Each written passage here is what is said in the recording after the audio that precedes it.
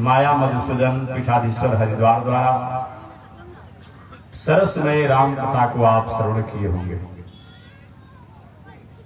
उसी कड़ी में मैं भी अपनी बातों को आज अल्प समय में निवेदन करूंगा। और कल श्री राम विवाह महामहोत्सव है। एक व्यक्ति ने हमसे पूछा, महाराज जी वहां तो अभी आप मना करा रहे हैं दियारांचल में, आरा एकाउना में, यहाँ भी हमने कहा कि महोत्सव भले अब की परिपाटी में एक दिन से ही काम चल जा रहा हो, लेकिन पहले के परिपाटी जब होते थे तो 2 4 5 दिन से बात मत कीजिए, 1 महीना भी महोत्सव होते ही जाता था। विवाह महोत्सव हो चाहे जन्म महोत्सव। भगवान श्री राम जब जनकपुर में गए थे, एक दिन में थोड़े विवाह हो गया था।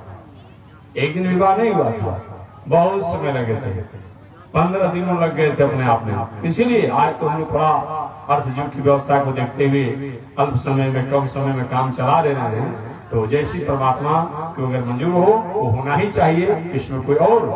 हम लोग विवाह तक करते नहीं हैं, हम महोत्सव मनाते हैं। विवाह हम क्या करेंगे?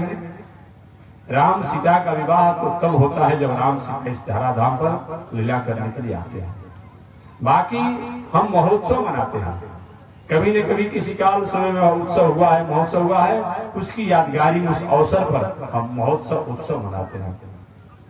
तो आज मैं अल्प समय में निवेदन करना चाहूंगा, मानव जीवन के वह आयाम, वह पड़ाव, वह कला जिसके द्वारा हम मानव कहलाने का अधिकारी है, उसी का नाम कथा है। मानव जीवन में कथा उसी तरह से जरूरी है जैसे कि हमारे जीवन में हर क्षण और हर पल में श्वास की आवश्यकता है। एक कोई कहे कि एक बार श्वास लेकर क्या काम नहीं चलाया जा सकता है, तो आप अनुभव करेंगे नहीं हो पाएगा। एक बार बोलने से काम चल सकता हो, एक बार चलने से काम चल सकता हो, एक बार सोने से काम चल सकता हो, एक बार भोजन करने से काम चल सकता हो, तो एक बार कथा सुनकर काम चला लीजिएगा। लेकिन एक काम हमेशा करेंगे, श्वास आप हमेशा लेंगे, देखेंगे हमेशा अपने आप में। इसको भी बताया गया है कि बार बार मुहु रहो रसिका भूमि भाव का। ये भाव को बार बार अपने आप में ये होना चाहिए।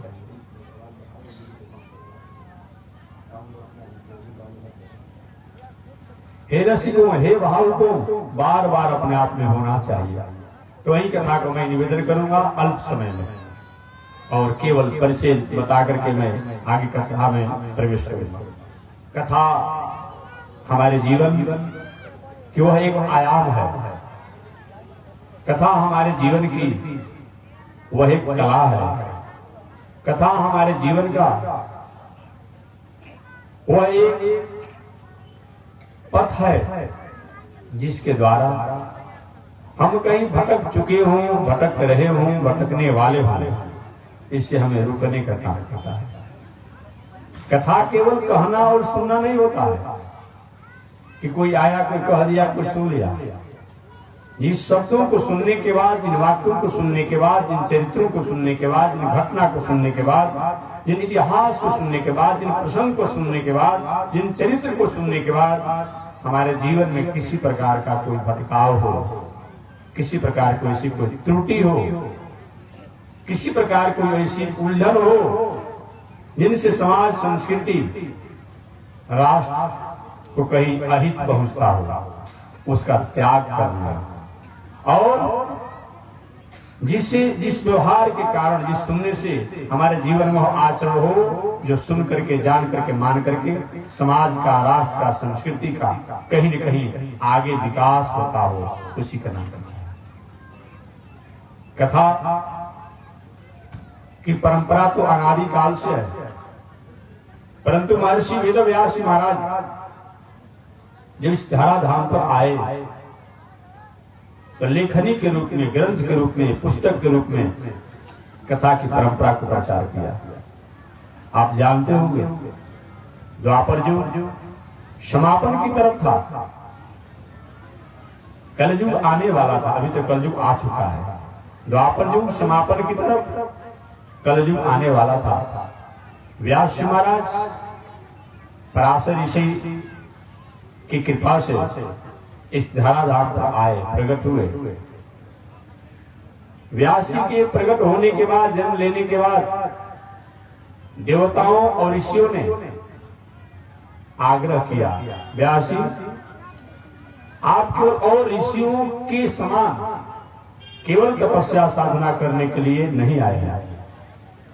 आपके इस संसार में आने का कारण, जो समाज के लोग किसी कारण से अपने उद्देश्य और लक्ष्यों को नहीं जानने के कारण कहीं भटक रहे हो, भटकने वाले हो, भटक चुके हो, उनको रोकने के लिए आपका अवतार हुआ है। इसलिए आप वेद, शास्त्र, इतिहास, पुराण जो श्रुति के रूप में सतयुग से चली आ रही है, सृष्टि के प्रारंभ से चली आ रही है, उन शास्त्रों को आप लेखनी के रूप में लिख करके और जगत का उपकार करें। देवताओं और ऋषियों की आग्रह प्रार्थना को सुनकर के महर्षि वेदव्यास जी महाराज तपस्या करने लगे, क्योंकि बिना तपस्या की चमक नहीं आती है। याद रखिएगा, वस्त्रों में साबुन सरफ लगाने से, जल द्वारा सफाई करने पर वस्त्रों में चमक आती है। शरीर में भी साबुन सरफ, तेल इत्यादि का उपयोग करने से शरीर में चमक आ सकती है, लेकिन आत्मा में चमक तो उन सत्कर्म और सद्धर्म को जानने से ही आती है। आत्मा को भी अगर चमकाना हो, आत्मा को भी प्रकाशित करना हो, आत्मा को भी प्रज्वलित करना हो, तो निश्चित रूप में उन परमात्मा के तत्वों को, रहस्यों को, वाक्यों को हमें जानना ही पड़ेगा, क्योंकि उनके बिना हमारा जीवन अधूरा होता है। व्यास जी महाराज को आज्ञा हुई कि हे व्यास जी, आप जो शास्त्र पहले श्रुति के रूप में थे, कहने और सुनने के रूप में थे, उनको आप लेखनी के रूप में लेकर के और समाज के सामने स्थापित कीजिए। व्यास जी महाराज विचार की अवस्था ढलती चली जा रही है, कैसे में शास्त्रों को अवलोकन और लेखनी के रूप में लिखूं।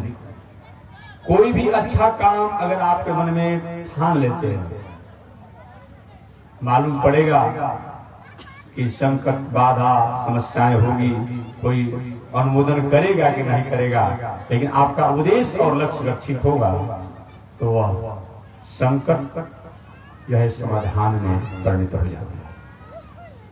समस्या जो है खुशहाली में परिणत हो जाती है। अनेक प्रकार के उलझन जो है वह समन्वय के रूप में अपने आप में हो जाते हैं। कब? जब हमारे जीवन में लक्ष्य और उद्देश्य ठीक हो तब। अगर उद्देश्य और लक्ष्य ठीक न हो तब वह संकट ही बन जाता है, वह समस्या ही बन जाता है। लेकिन उद्देश्य और लक्ष्य अगर ठीक हो तो संकट समाधान बन जाता है, वह उलझन कहीं समन्वय बन जाता है। ऐसा बताया गया। महर्षि वेदव्यास महाराज को देवताओं और ऋषियों की आज्ञा हुई। व्यास जी ने देवताओं और ऋषियों की भाव भरी आग्रह को सहर्ष स्वीकार किया और तपस्या की। तपस्या के बाद उन्होंने सबसे पहले अपने पिता द्वारा वाचिक रूप में, श्रुति रूप में जो विष्णु पुराण थे, उन विष्णु पुराण को उन्होंने पढ़ा, सुना, जाना और समझा। इसके बाद विष्णु पुराण के भावों को स्मरण करते हुए व्यास जी महाराज ने प्राचीन परंपरा से जो चली आ रही वेद, जो पहले वेद केवल एक ही थे, वह वेद ओंकार रूप में था, वह वेद प्रणव के रूप में था, वह वेद ओम के रूप में था, वह वेद नाद के रूप में था। पहले सृष्टि के प्रारंभ में पूरा दुनिया का ज्ञान प्रणव के रूप में था, ओंकार के रूप में था, नाद के रूप में था, ओम के रूप में था। आप पूछेंगे महाराज कितना विस्तार में सृष्टि, ये पूरी दुनिया का क्षेत्रफल कितना है? 50,000 करोड़ योजन का क्षेत्रफल है पूरी दुनिया का। 50,000 करोड़ योजन, अब उसको किलोमीटर में आप कर लेंगे। एक योजन में 4 कोस, एक योजन में 4 कोस और एक कोस में 3 किलोमीटर। तो उसके अनुसार आप गुणा कर लेंगे, चलती आई 12, यानी 50,000 करोड़ में 12 का गुणा कर लीजिएगा। पूरी दुनिया का क्षेत्रफल इतना है, इतना है। ये हमारी प्राचीन परंपरा कब से है? हमेशा मैं निवेदन करता हूँ, क्योंकि आप दूसरे की केवल इतिहासों को मत जानिए, अपने भी इतिहासों को आप जानिए। दूसरे के केवल आप कुल खानदान परिवार के बारे में परिचय बताते हैं, प्रशस्ति करते हैं, आप अपने बारे में भी जानिए कि मैं भी किसका पुत्र हूँ, किसका नाती हूँ, किसके घर का हूँ, किसका बेटा हूँ, किसका भाई हूँ, भी तो जानिए। दूसरे को जानना कोई आपत्ति नहीं है, लेकिन दूसरे के जानने में ही हम रह जाए और अपने को नहीं जाने, ये बात सही नहीं है। ये हमारी प्राचीन परंपरा कब से है? 50,000 करोड़ वर्ष पहले की, इतनी पुरानी है। दुनिया में जितने भी पंथ परंपरा हैं, अधिक से अधिक उनका 3,000 वर्ष 4,000 वर्ष के भीतर का इतिहास है। अधिक से अधिक में कह रहा हूं, कोई 1500 वर्ष का, कोई 500 वर्ष का, कोई 450 वर्ष का, कोई 300 वर्ष का, कोई 200 वर्ष का। लेकिन हमारी प्राचीन वैदिक परंपरा जो है ये 50,000 करोड़ वर्ष पहले की है, जब से सृष्टि है। सृष्टि कब से है? अभी इतना समय शुरू हो रहा है। और पूरा क्षेत्रफल, पूरी दुनिया का क्षेत्रफल अपने आप इतना बताया कि इतना में दुनिया है अपने आप में।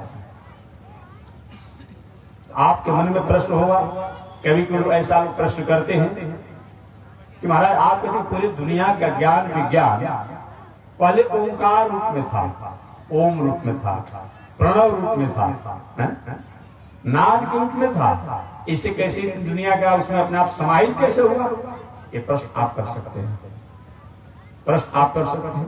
तो मैं एक व्यवहारिक बात आपसे निवेदन करूं, कहीं आसपास में आपके यहाँ कहीं बिजली का पावर ग्रिड होगा, शायद सुने होंगे, देखे होंगे, कहीं आसपास होगा। और बक्सर में तो बन रहा है पावर ग्रिड, उसका कितना क्षेत्रफल होगा? अधिक से अधिक 500 एकड़ के भीतर भी बनता होगा। लेकिन उसके द्वारा कितना प्रकाश द्वारा संचालित होता है अपने आप में? बहुत लंबा, आधा प्रदेश, एक प्रदेश को भी अपने आप कंट्रोल करने का पावर ग्रिड, जो 500 एकड़ में बना हुआ पावर ग्रिड ऐसी क्षमता रखता है कि आधा प्रदेश ना तो 1/4 प्रदेश ना तो पूरे प्रदेश को भी पावर ग्रिड दे सकता है। कैसे हो सकता है भाई? इतने अपने आप के क्षेत्र में कैसे हो सकता है? कहने की बात आप देख नहीं रहे हैं? अरे छोटी सी आपके पास चिप है जी। और दूसरी बात छोड़ दीजिए ना, आधुनिक बात मैं आपसे निवेदन करूं, आप जो अपने मोबाइल में जो चिप लगाते हैं कितना छोटा है जी, है? अभी तो शायद पहले तो हम जानते थे कि 50 से 60 GB का चिप होता है, तो उससे भी अधिक होने लगा। तो बताइए ना, एक चिप जो है कम से कम आप दोनों उंगली से दबा दें तो टूट भी सकता है, इसी में आ जाएगा। लेकिन पूरी दुनिया की डाटा उसी में आकर रुक जा रही है। एक आप नहीं जानते हैं क्या इसको आपने भूल गया है क्या? ये बात जब हो सकती है, लोग कभी ऐसा प्रश्न करता है लोग, महाराज जी के प्रणव रूप में, जो ओंकार रूप में, ये दुनिया कितना विस्तार उसमें कैसे रहा? सारा दुनिया के ज्ञान विज्ञान उसमें कैसे रहा? ये अब मत पूछिएगा।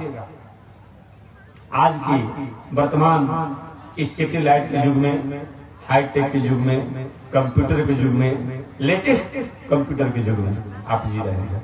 कभी भी अब ऐसा प्रश्न नहीं होना चाहिए, क्योंकि आपके सामने ये चिप है मोबाइल में या कंप्यूटर में, कितना छोटा है, लेकिन सारे दुनिया के हर प्रकार के डाटा उसमें अपने आप रख दीजिए, तभी कुछ न कुछ खाली ही रहता है। ये जब हो सकता है तो क्या नाद या प्रणव या ओम या ओंकार में ही अपने आप में पूरा दुनिया का ज्ञान विज्ञान था? कौन आश्चर्य की बात है? कोई आश्चर्य की बात नहीं। इसलिए अब ऐसा प्रश्न होने की कोई गुंजाइश ही नहीं है। अगर ऐसा प्रश्न आपके द्वारा किसी द्वारा होती है तो शायद आधुनिक हमारे आविष्कारक वैज्ञानिक और इंजीनियरों की अपने आप में उनकी कार्य पर उनकी उपलब्धियों को कहीं वो चुनौती दे रहा है, नकार रहा है। यही कहा जा रहा है। पहले ओंकार के रूप में, ओम के रूप में, प्रणव के रूप में, नाद के रूप में सारा दुनिया का ज्ञान विज्ञान शास्त्र था। व्यास महाराज द्वापर युग के समापन और कलयुग प्रारंभ आने वाला था, होने वाला था। व्यास जी सबसे पहले जो प्रणव ओंकार और नाद के रूप में जो वेद था, उस वेद को ऋग वेद के नामों से स्थापित किया। इससे पहले व्यास महाराज ने 60 लाख श्लोक की एक संहिता बनाई। इस ग्रंथ में 60 लाख श्लोक थे। पूरे विश्व के कल्याण की भावना से, केवल मानव के नहीं, 84 लाख जुनी में जो भी अपने को बुद्धिजीवी ज्ञानी विज्ञानी मानते हैं, उन सब के काम की चीज, चाहे वह मनुष्य हो, चाहे वह देवता हो, चाहे वह यक्ष हो, चाहे वह पितर हो, चाहे वह गंधर्व हो, सबके लिए अपने आप में एक उन्होंने शेड्यूल बनाया, एक सिलेबस बनाया, एक आर्टिकल बनाया, एक कंडीशन की तैयारी किया, एक लॉ बनाया। इसी के दायरा में अमुक अमुक लोगों को अमुक तरीका से जीना होगा।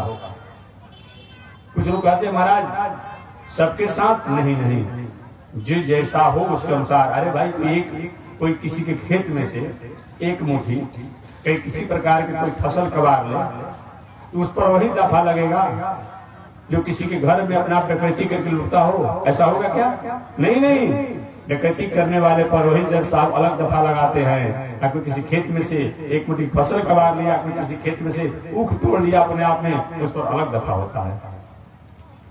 दफा लगाने वाले कानून के अपने आप में आदेश देने वाले भले न्यायाधीश हैं, लेकिन जैसा काल उसके अनुसार दफा होता है। तो सभी कुछ कहते हैं, इस कथा को इसलिए बताना पड़ा, इसलिए कहते हैं कि महाराज किताब में लिखा हुआ है, सब आप ही के काम का चीज नहीं है, सब आप ही के काम का चीज नहीं है। आप कोई आजकल का कोई अपने आप में नटखट स्वभाव का कोई बालक हो और जाएगा भाई जहाँ पुस्तक बेचा जाता है, ए भाई हमको पुस्तक दो। उसने कहा कौन पुस्तक? वो प्रथम क्लास का विद्यार्थी था। अरे पुस्तक तुमसे मांग रहे, कौन पुस्तक? भरोसे मैं तुमसे पूछ रहा हूँ। वो पूछे अरे भाई बताइए ना, पहला क्लास का, दूसरा क्लास का, 10वां क्लास का, IE का, BA का, कौन पुस्तक चाहिए? और नटखट स्वभाव का बालक था कि तुम्हें जो बुझाए सो पुस्तक दे दो। वो दुकानदार क्या करेगा? या तो किसी तरह से उसको बहुत पोथी दे देगा, और नहीं तो कहेगा थोड़ा इसका बालक नटखट स्वभाव के, वहां से खरीद देगा। सभी का जो ग्रंथों में लिखा है, हमारे किताब में लिखा है, अपने आप में किताब में लिखा हुआ है, बात ठीक है, लेकिन सभी लिखी हुई किताब के बाद हर व्यक्ति को और हर लोगों के लिए नहीं है। कोई देवताओं के लिए भी है, कोई यक्षों के लिए भी है, कोई गंधर्वों के लिए है, कोई पितर देवताओं के लिए भी है, कोई ऋषियों के लिए भी है, कोई मनुष्यों के लिए है, कोई स्त्रियों के लिए है, कोई संत सन्यासियों के लिए है। ये बताया गया है, लिखा था किताब में कि काष्ठ की भी, लकड़ी के भी, कागज के भी, प्लास्टिक के भी, मिट्टी मूर्ति भी स्त्री हो, अगर कहीं अपने आप में सन्यासी स्पर्श करता है तो पतित हो जाता है, लिखा है। और कोई चंचल स्वभाव का व्यक्ति हो, वो क्या सन्यासी सबको छोड़ करके कहा कि राम राम इतना बड़ा दोष है, इतना बड़ा पाप है, अब विवाह के पत्नी को छोड़ दे। क्योंकि ये क्या करो भाई, हम नहीं कर रहे हैं, हमने ग्रंथ पढ़ा है। कोई कहते हैं कि हमने ग्रंथ पढ़ा है। अरे ग्रंथ में क्या लिखा है भी तो बताओ, तो ही दिखाएगा। तो वहां लिखा है कि सन्यासी के लिए नियम है, जो विवाह शादी किया है, विवाह शादी करके अगर कोई बताया गया है ये सन्यासी के लिए इतना दोष है, अगर कोई गृहस्थ आश्रम में विवाह शादी किया है और वो अपने आप में कहीं पत्नी को छोड़ करके कहीं दंड कमंडल लेकर के या कहीं चिमटा लेकर के दाढ़ी बढ़ाकर घूमता है, वो भी महापापी आदमी है। कहेंगे विवाह किया था, ज्ञान वैराग है तो विवाह शादी करके, ठीक है तुम्हें ज्ञान वैराग है, 4 आश्रम की बात बताई गई है, विवाह शादी हुआ है, बाल बच्चों को अच्छी प्रकार से व्यवस्था दे दो, पत्नी को ही मर्यादा में रख दो और तब उसके बाद जाओ। नहीं कि बच्चे अपना अभिभावक का भाव, उनका शिक्षा समाप्त हो रहा है, कन्याओं का विवाह नहीं हो रहा है, परिवार भटक रहा है और आप दाढ़ी मुंह से बढ़ाकर घूम रहे हैं। क्या मतलब होता है? नहीं होता है। तो सबके लिए अलग अलग एक ही किताब में लिखा हुआ है, इसलिए शास्त्रों को जानना पड़ता है, किसके लिए कौन धर्म है, किसके लिए कौन धर्म है, किसके लिए कौन धर्म है। किताब के प्रमाण देने से ही वो नहीं हो जाएगा अपने आप में कि महाराज किताब में लिखा हुआ है। कहते हैं लोग किताब में लिखा हुआ है। अभी कुछ दिन बहुत होड़ चलता है, रामचरितमानस पढ़ने वालों हमेशा मैं प्रसंग भी निवेदन करता हूँ। लोग कहता है कि मानस में जो है अपने आप में बहुत बड़ा अपमान किया गया है, समाज को खंडन करने का, विखंडन करने का, तोड़ने का काम किया गया है। और यही चौपाई को बोल देता है कौन कि शूद्र गंवार ढोल पशु नारी ये सब ताड़ना के अधिकारी, यही बोल देता है। अरे पढ़ो भाई, कम से कम डिक्शनरी पढ़ो। एक तो सबसे बड़ी दोष बात यह है कि आप किस चीज का किस तरह अर्थ करते हैं। शूद्र यहाँ पर किसी जाति का सूचक नहीं है, ये जान लीजिएगा। यहाँ जो है बताया गया है कि जो अपने आचरण से, मर्यादा से, संस्कार से, संस्कृति से, खान पान से, रहन सहन से, उठन बैठन से, बोलचाल से, संगत से जो व्यक्ति भटक गया हो, विचलित हो गया हो, पतित हो गया हो, उसको शूद्र कहा जाता है, उसको शूद्र कहा जाता है। गंवार माने कौन होता है? गंवार माने जानता कुछ नहीं हो लेकिन सब जगह अपना पैर अड़ा दे, कोई बात करता बीच में बोलना शुरू कर देगा, अरे ऐसे नहीं से होगा, उसको गंवार कहा जाता है। शूद्र गंवार। ढोल, ढोल का मतलब ढोल आप जानते ही हैं, चाहे तबला हो, भात, अपने आप जो भी हो। शूद्र गंवार ढोल। पशु, पशु माने आप जानते ही है, और नारी। अब इस पांचों के साथ ताना शब्द का प्रयोग यही किया गया है। तो ताना जो है कि कम से कम थोड़ा भी आप पढ़े लिखे होते अपने आप, संस्कृत व हिंदी, ऐसे भी कोई व्यक्ति, हम तो अमुक व्यक्ति ने ताड़ गया, आप कहते हैं अमुक व्यक्ति ने ताड़ गया, तो ताड़ से ताड़ना शब्द बनता है। ताड़ माने जान गया, अनुभव कर लिया, ज्ञात हो गया उसको। एक ताड़ना शब्द पिटने का अर्थ है ही नहीं अपने आप में, कहां से आपने अर्थ कर लिया? थोड़ा भी पढ़ी अपने आप में तो ताड़ शब्द जो है, कहा अमुक व्यक्ति ताड़ गया, उनको मैंने जान गया, पहचान गया, समझ गया, रहस्यों को समझ गया, ये बात होता है। कहीं अपना पिटने मारने की कोई बात ही नहीं होती है। चलिए, तो मैं निवेदन करना थोड़ी सी व्याख्या में बता दूं कि शूद्र माने जो अपने मार्ग से, आचरण से भटक गया है, विचलित हो गया है, खान पान, रहन सहन, चाहे वह कोई भी हो, वो शूद्र है, किसी जाति का सूचक नहीं।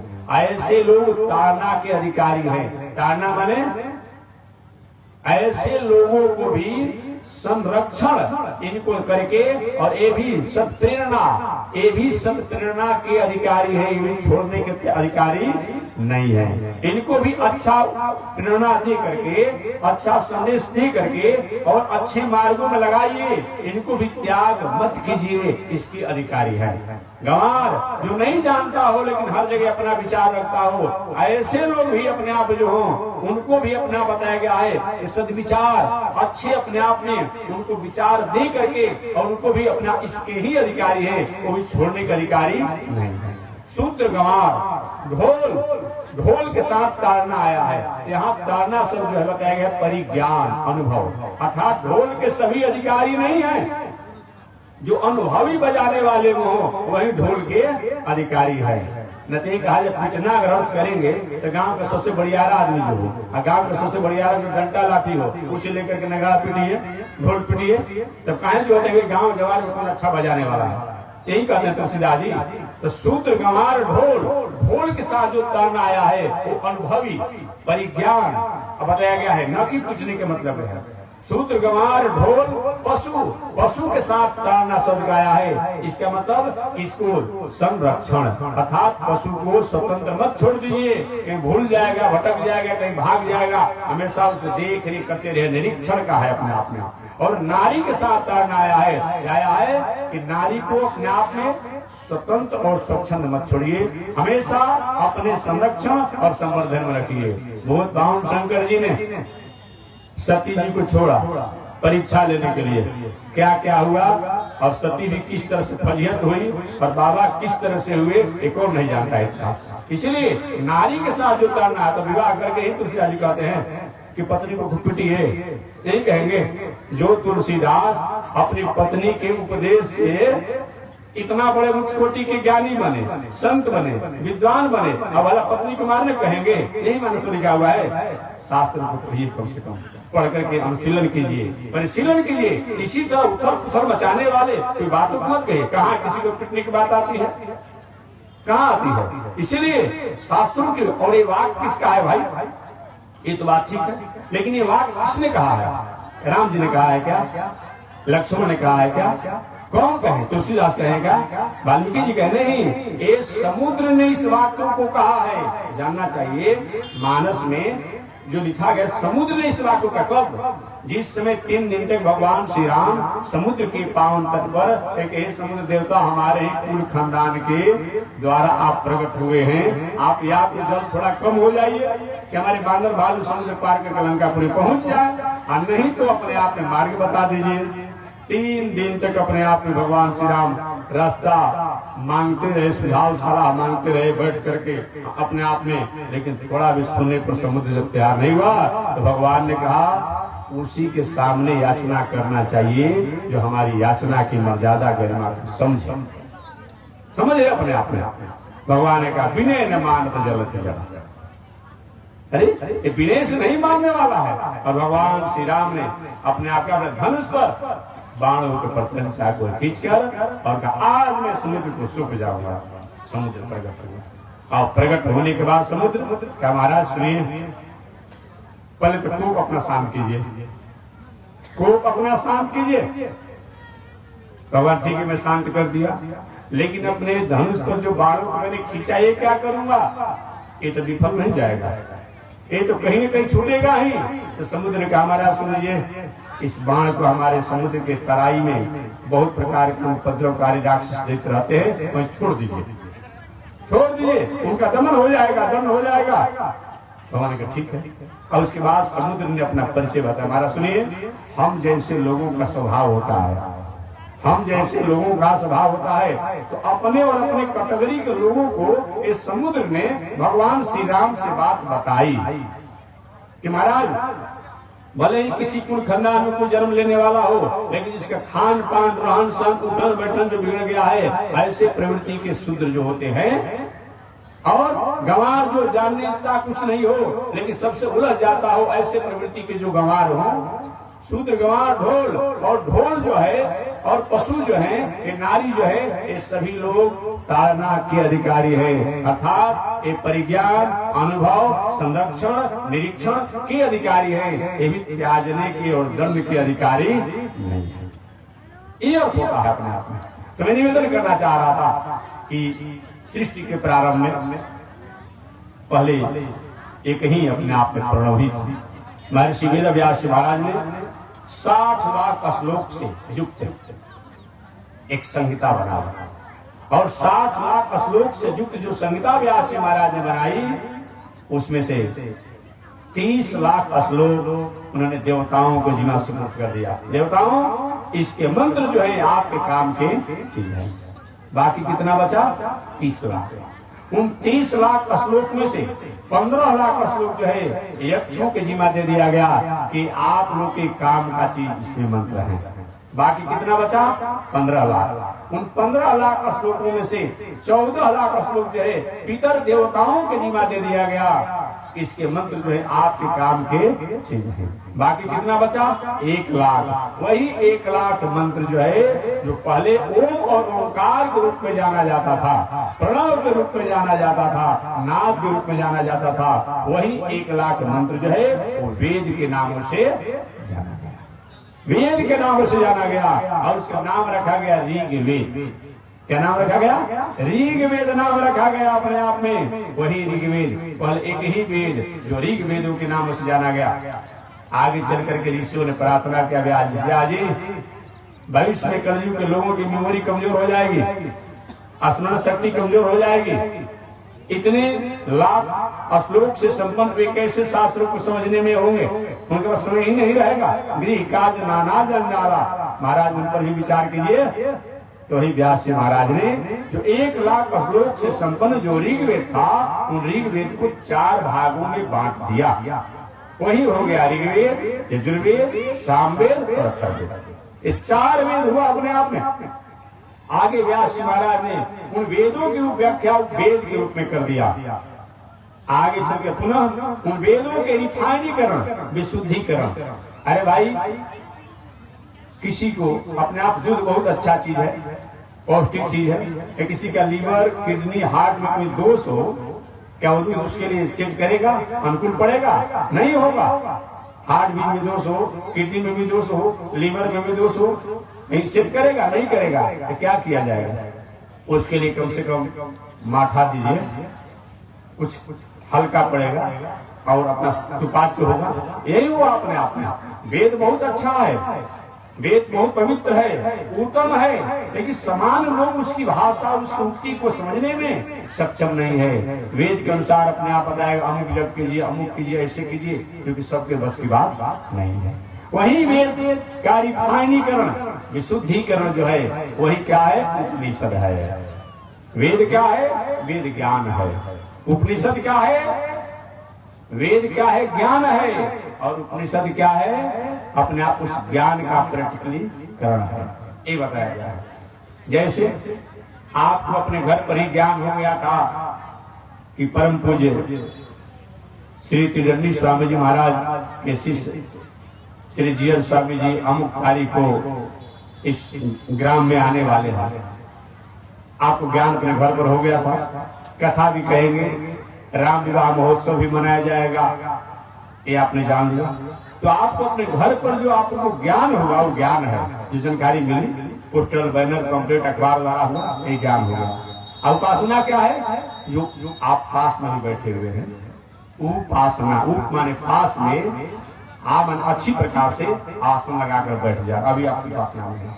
तो ज्ञान में कहीं भटकाव होने की संभावना हो सकती है, लेकिन उपासना में जो भटकाव होता है आकर वहीं पर रुक जाता है। इसलिए बताया गया है कि ज्ञान अच्छा है, लेकिन उपासना उससे भी अच्छा है। भले ज्ञाने से उपासना होता है, याद रखिएगा, ज्ञाने से ही उपासना होता है, लेकिन उपासना में हमारी जो जीवन की भटकाव की जो अपने आप कड़ियां होती है, उससे हमें मुड़ने का, उससे सुधार करने का मौका मिलता है। अतः ज्ञान होना चाहिए, लेकिन ज्ञान में उपासना होनी चाहिए।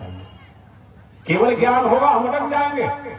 आपने लंकेश रावण का नाम सुना होगा। लंकेश रावण के पास ज्ञान तो था, लेकिन जिस ज्ञान द्वारा जानता था कि परमात्मा ही दुनिया के रचयिता हैं, क्योंकि उनके बाबा द्वारा पढ़ा था, अपने आप विश्वराम ने अपलस्त ऋषि द्वारा, अपने पिता ऋषि द्वारा पढ़ा था, लेकिन उस ज्ञान को ज्ञान के ही रूप में रखा, उपासना के रूप में नहीं रखा। अगर उपासना के रूप में रखा होता रावण, तो जितना उसने पाया था पद प्रतिष्ठा, जो वैभव प्राप्त किया था, क्या कोई प्राप्त करेगा?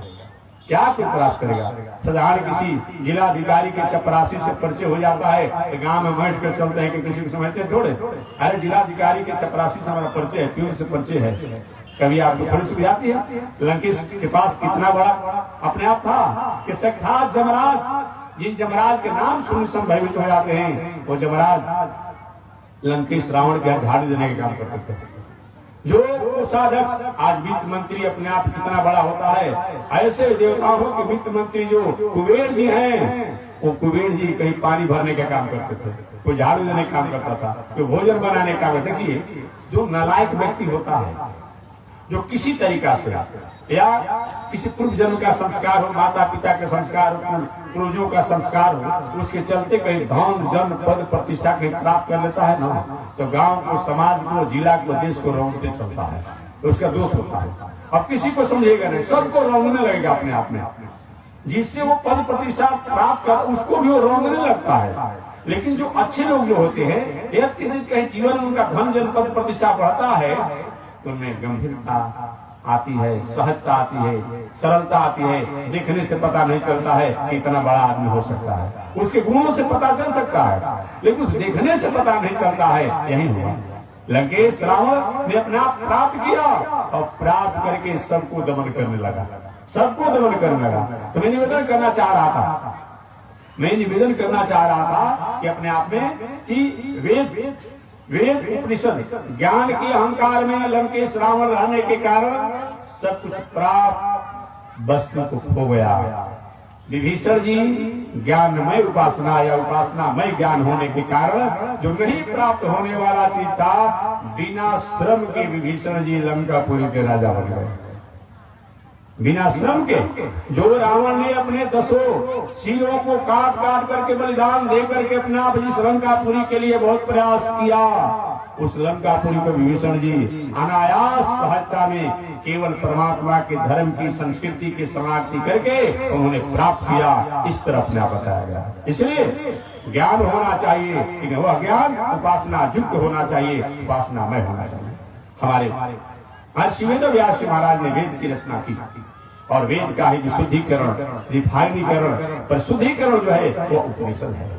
उस उपनिषद में ब्रह्म तत्वों तक पहुंचने का, ब्रह्म तत्वों को जानने का, जिसके द्वारा ये दुनिया बना है, जो दुनिया को बनाने वाला है, यह दुनिया बनाने वाला क्या तुम्हारे मन में समाई और काहे कि तुमने दुनिया बनाया। आज कई विचार करते हैं, एक पंडाल बना हुआ है तो हम कहते हैं भाई अच्छा पंडाल है, इसका मेकर बहुत अच्छा काम किया है। एक पंडाल बनाने वाला मेकर हो सकता है, माइक का मेकर हो सकता है, सजाने वाला मेकर हो सकता है, इस झोपड़ी को बनाने वाला मेकर हो सकता है, तो क्या इस दुनिया को बनाने वाला मेकर नहीं होगा? कहते कि नहीं, भगवान नहीं होते हैं अपने आप में। मतलब भगवान होते हैं क्या? ईश्वर तो होता है क्या? तो आपके बाप दादा द्वारा बनाया गया दुनिया है, बताइए ना। ये पृथ्वी, आकाश, वायु कौन बनाया है? आप बनाए हैं, कौन बनाया है? बताइए ना। जब भगवान नहीं होते हैं तो कौन बनाया है? अरे जब दुनिया है, दुनिया की वस्तु व्यवस्था है, तो कौन बनाया है भाई? बता दीजिए, कौन बनाया है? कोई न कोई बनाने वाला है। उसी को हम लोग गौड़, उसी को लौड़, उसी को ईश्वर, उसी को परमात्मा, उन्हीं को भगवान, उन्हीं को राम, उन्हीं को कृष्ण, उन्हीं को वामन, उन्हीं को नरसिंह, अनेक रूप रूपाय विष्णु प्रभु। जब दुनिया है तो दुनिया को बनाने वाला होगा। कभी आपने मोर के पंखों को देखा है? देखे होंगे। कभी आपने मोर के पंखों को आप देखे होंगे, उसमें एक बार पेंटिंग कर दिया गया है और उसकी शाइनिंग कभी नहीं जाती है। आप अपने घरों को 2-4 वर्ष पर हर साल पेंटिंग को चारा करते हैं, तभी अपने आप उदास हो जाता है। कौन पेंटर करने वाला है? कोई इंजीनियर किया है क्या? कोई वैज्ञानिक किया है क्या? आप किए हैं क्या? कौन किया है? कोई जो करने वाला है, उसी को हम ईश्वर कहते हैं। गुण से भी परमात्मा को जाना जाता है, कार्य से भी परमात्मा को जाना जाता है, अनुमान से भी परमात्मा को जाना जाता है। केवल देखने से नहीं कि हम देखेंगे तभी मानेंगे। अरे भाई, गाड़ी, आप जिस लग्जरी गाड़ी पर चलते हैं, वो गाड़ी के बनाने वाले में कर उसमें है? नहीं है। तो आप कहते गाड़ी को तो हम मानते हैं, लेकिन गाड़ी बनाने वाले को हम नहीं मानते हैं। कोई कहेगा नहीं भाई, ऐसा जो व्यक्ति कहेगा कि इसको थोड़ा सा ले कर कहीं हॉस्पिटल में दिखाइए, ये कहा जाएगा। कोई कहे गाड़ी को तो मानते हैं, लेकिन गाड़ी मेकर को नहीं मानते हैं, गाड़ी अपडेट करने वाले को नहीं मानते हैं। ऐसा होगा क्या? नहीं, जब गाड़ी है तो गाड़ी को बनाने वाला भी कोई होगा। आप एक बार कहाँ उसका आकार है? अरे भाई, उसका गुण ही आकार है। एक बटन को दबा दीजिए, गाड़ी चलने लगती है, एक बटन को दबा दीजिए, अपने आप गाड़ी रुक जाती है। ये उसके द्वारा जो कला कौशलता का जो उसका स्थापना किया गया है, वही उसकी आकार है, वही उसकी आकार है। भगवान में केवल राम कृष्ण नहीं होता है, हमारे दिल में, दिमाग में सत्य की भावना हो, सदाचार की भावना हो, परोपकार की भावना हो, दया की भावना हो, सरलता की भावना हो, सहजता की भावना हो, कोमलता की भावना हो, आदरता की भावना हो, प्रेम की भावना हो, दया की भावना हो, समन्वय की भावना हो, सहानुभूति की भावना हो, सिंपैथी की भावना हो। ये सब भगवान का स्वरूप है, स्वरूप है। अनेक रूप रूपाय विष्णु प्रविष्णु, इस तरह बताया गया है। ऐसे उपनिषद की रचना महर्षि वेदव्यास महाराज ने किया। आगे चलकर व्यास जी महाराज ने विष्णु पुराण सहित, श्रीमद् भागवत महापुराण सहित 18 पुराणों की रचना की और रचना करके व्यास जी महाराज ने अपने जीवन को आत्म शांति तो प्राप्त किया, आत्म तुष्टि तो प्राप्त किया, जगत का भी मंगल और कल्याण किया। ऐसे इसलिए कथा केवल कहना सुनना नहीं, कथा मानवीय जीवन की वह एक कला है, जिस कला के द्वारा हम इस संसार में जीने के लिए अपने आप में साफल्य होते हैं, जीवन जीने के लिए हम अनुकूलता को प्राप्त करते हैं, इसी का नाम कथा है। ऐसे तो शेष चर्चा कल मैं करूंगा कि व्यास जी महाराज द्वारा जो वेदों की रचना हुई, उपनिषद की रचना हुई, इतिहास महाभारत की रचना हुई, 18 पुराणों की रचना हुई, आगे व्यास जी महाराज ने इसको किस तरह से जगत में प्रचार करने की भावना किया, शेष चर्चा अगले दिन। आज इसी के साथ अपने वाणी को मैं विराम दे रहा हूँ कि कथा हमारे जीवन की वह कला है जिस कला के द्वारा हम अपने जीवन को मंगलमय शांतिमय से जी करके और शरीर त्यागने के बाद उन परम तत्व की प्राप्ति के अधिकारी होते हैं, उसी का नाम कथा है। तो बस इसी के साथ मैं अपने वाणी को विराम दे रहा हूं। और कल श्री राम विवाह महामहोत्सव है, आप याद रखिएगा, ध्यान में दीजिएगा कि ठीक समय निकालकर हम लोग 2 बजे दिन से लेकर के और 5 बजे, क्योंकि 5 बजे शाम तक समय ठंडा का हो गया तो समय से छुट्टी देना जरूरी है, तो 2 बजे से लेकर 2 बज के 5 मिनट से लेकर के 5 बज के 5 मिनट तक श्री राम विवाह महामहोत्सव होगा।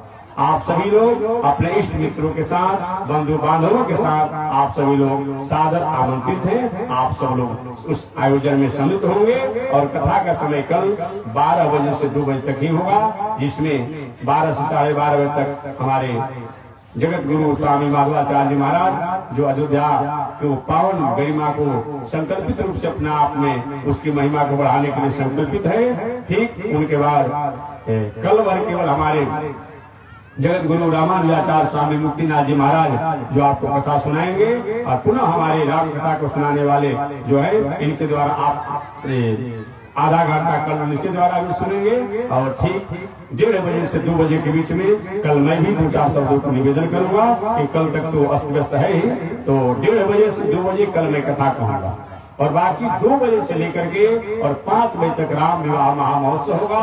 आप सभी लोग अपने इष्ट मित्र बंधु बांधवों के साथ सादर आमंत्रित हैं, क्योंकि भगवान के विवाह महोत्सव में सम्मिलित होने पर भगवान हमेशा हम लोग के लिए भी मंगल की कामना करते हैं। अतः इसी शब्दों के साथ मैं अपने वाणी को विराम दे रहा हूँ। ठीक आप समय निकालकर 2 बजे से 5 बजे तक राम विवाह महोत्सव में आएंगे और 12 से 2 तक कथा के लिए, और अगले दिन से कथा का समय जो है 12 बजे से 1 बजे तक हमारे माधवाचार्य स्वामी जी, 1 बजे से 4 बजे तक हमारे बैकुंठनाथ स्वामी जी और 4 बजे से 5 बजे तक मैं भी भागवत कथा को निवेदन करूंगा।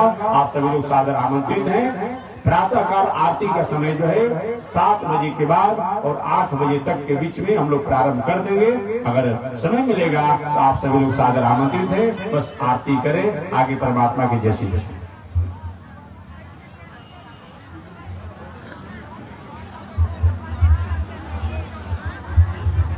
ओम चंद्रमा मनसो जात जगो सूरजो अजायत श्रोत्राद्वायुष प्राण समुखादुनिरजायत श्रीष्ठते लक्ष्मी शवदन्यावहो रात्रि पार्श्वे नक्षत्राणि रूपमस्मिनो व्यातम् इसे निखाणं मयि काण सर्वलोकं मयि खाण श्री लक्ष्मी नारायण भगवान की, विश्व जगदाचार्य श्री त्रिदंडी स्वामी जी महाराज की, श्री त्रिदंडी स्वामी जी महाराज की, श्री राम विवाह महामहोत्सव की, राम विवाह महामहोत्सव की।